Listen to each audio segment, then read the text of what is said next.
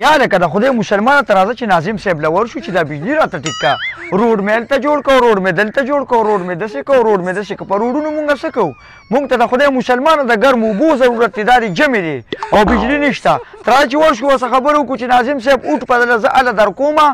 زما دا ټول کلي به یې تاله درکړي خو چې ته ماله دا بجلي ټیک کړې تر هغه چې ورشو الو وابډې والا دا بجلی بوزه ناظم صاحب هم تاسو راته وایئ چې بجلي را پرېږده او دا بجلي بوزه زه څه وکړم هم ته راته وایې را پرېږده هم ته راته وایې بویه ایکسین صاحب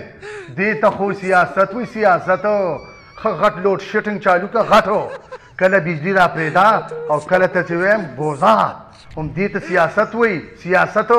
ټیک شو ناظم صاحب کمال کوئ د لوډ شیټنګ راته تاسو ووایئ او بدنام پې موږ یو ناظم صاحب خو ډېره ښه شته اجره ده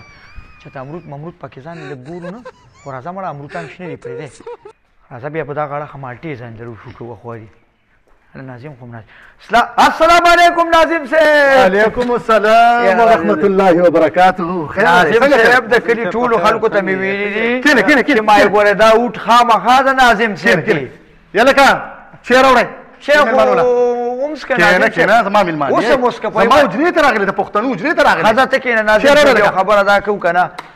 چې یاره مونږ خو ډېر زیات پریشانه شو د دې بجلۍ نه بجلي بیخي نشته قسم په خدای چې پوزې پوزې راغلي وو بجلي خو معمولي کیس دی غټ غټ کارونه راته وایه دا څه خبره ده و ابډې ته به لاړ شم او اکسیان څه به خبره وکړم زه خو ستاسو غلام یم غلام اکسیان څه به خبره وکړم بجلي ما ته غټ غټې خبرې کوه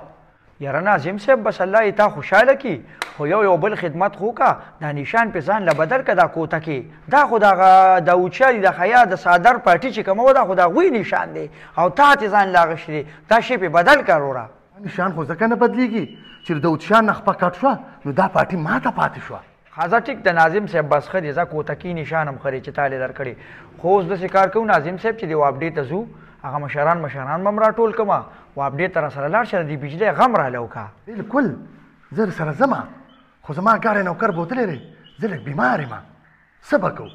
ناظم صاحب ما سره خواچینچي ده ټوله خوځي راخوځي که په جمپونو مې وروستې نو کولمې به یې د ګردو نه توشي او زما د ملګري سره ګاډي شته څه دی به ګاډي روکاږي ته پکې مخکې سیټ کې کښېنې نو که ټول پکې نه راتو څه به پکې پیدل در روان وو خو تاله به غم وکړو ته به مخکې سیټ کې ناست دی څنګه هلکه او زه به ګاډی روباس بس ټیک ده خوښه مې ده ګاډی روباسه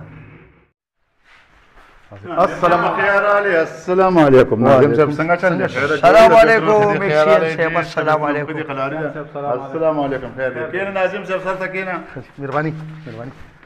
ناظم صاحب څنګه مې راپېښه وکړله ده هلکه خبره شروع کړو ناظم صاحب شروع که که نه څه اکسین صاحب له سرپرایز ورکړی څه خو خبره ده شروع یې که که نه اکسین صاحب زما د علاقې د بجلي نشته نو دې سره به څه کوو نو یاره جي موږ به تاسو سره یې څوک تاسو بیلونه نه داخلوئ کونډیم ټولو اچولي دي نو لکه د دې یو حل راوباسئ ستاسو د کلي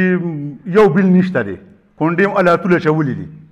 تاسو له اول د دې حل راوباسئ د بیل او د کونډو حل راوباسئ نو د هغې نه پس بجلي مشکله نه ده تاسو بیلونه نه داخلوئ نو بجلي موږ څنګه در پرېږدو او که نه تاسو بیل ولې نه داخلوئ بیل داخلوئ نو زه به اکسین صاحب څه خبره وکړم ځه ناظم صاحب خو پارټي بدله کړه اخو د اکسین په اړه شو زه چې ځو تی مړه ځای لاړو نه مونږ ښه السلام علیکم یا لکه ما ځان سره نه بوځئ دا مخکې خو مراته مخکې سیټ پرېښی و او اوس مې ځان سره بوځئ نه ناظم صاحب دا غاړه خو ته زمونږ په اړه خوې او د دې اړخه د اکسین په اړه شوې پیدل راځه چې دا بیماري ده نه وځي ښه